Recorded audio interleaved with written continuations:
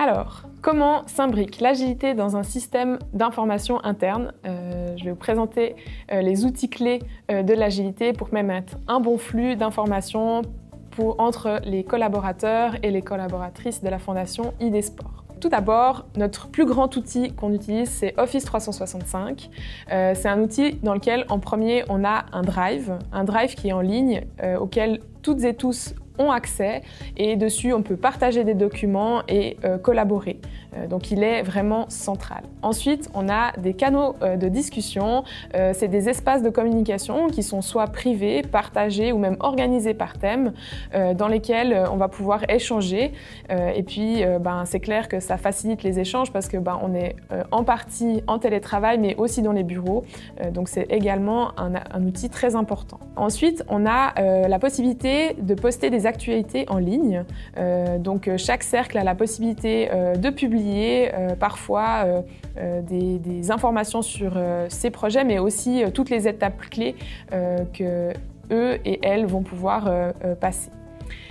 Finalement, le quatrième outil important de Office 365, c'est notre outil de planification. C'est un outil de planification qui est en ligne, qui permet de voir l'avancement des projets, mais aussi de collaborer et puis de pouvoir mettre au fur et à mesure les tâches qu'on a fait, de les attribuer à chacune. Voilà, donc ça, c'est nos outils avec Office 365.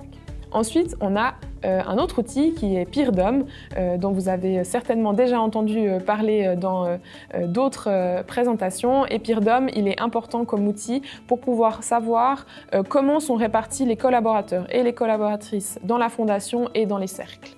Et finalement, une dernière méthode qu'on utilise pour pouvoir faire passer de l'information, c'est nos rencontres. Nos rencontres, elles se passent de manière différente. Elles peuvent être soit par région linguistique, elles peuvent être aussi au niveau national ou même au niveau des cercles. On les fait parfois en ligne, mais aussi sur place. Et elles permettent de faire partager de l'information importante aux collaborateurs et aux collaboratrices, aussi de faire de la planification pour la saison qui arrive, et les dernières en fin de saison, c'est souvent sur de la rétrospective pour un peu revenir sur la saison, qu'est-ce qui a bien été, qu'est-ce qui a moins bien été. Voilà, donc ça c'est pour les outils. Et puis finalement, qu'est-ce qui fait que ces outils sont importants, comment tous ensemble ils fonctionnent et à quoi en fait ça sert d'avoir tout ça en ligne et tout ça à disposition. C'est pour deux raisons. La première, centraliser tous les documents, ça permet à toutes et à tous d'y avoir accès. Et donc comme tout le monde a accès, on évite de faire des doublons, donc on augmente l'efficacité et aussi on peut prendre beaucoup plus vite des décisions parce qu'on a souvent chez nous des explicatifs de comment on peut prendre des décisions, quels sont les processus, et puis toutes et tous y ont accès. Donc c'est certain qu'on y gagne beaucoup de temps.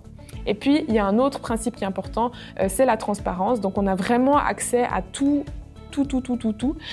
bien sûr, sauf les informations confidentielles. Et puis ça, c'est un principe très important dans l'agilité pour pouvoir bien avancer dans les projets et puis avoir un bon suivi. Pour vous donner juste deux petits exemples concrets, dans notre fondation, c'est par exemple les procès-verbaux. Les procès-verbaux, on a vraiment le compte-rendu de chacune de nos séances et je peux très bien aller voir le compte-rendu d'un cercle différent du mien pour pouvoir voir où ils en sont, qu'est-ce qu'ils font, mais j'ai bien sûr aussi accès à mon compte-rendu et puis je peux voir en fait le suivi de mes séances et puis revenir sur une séance dans le passé. Et puis, un autre outil où je peux avoir accès en tout temps, c'est, comme je vous l'ai dit avant, l'outil de planification.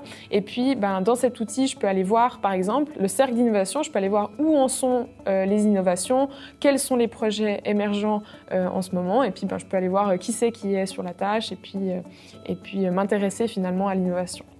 Donc voilà, ce sera tout pour moi.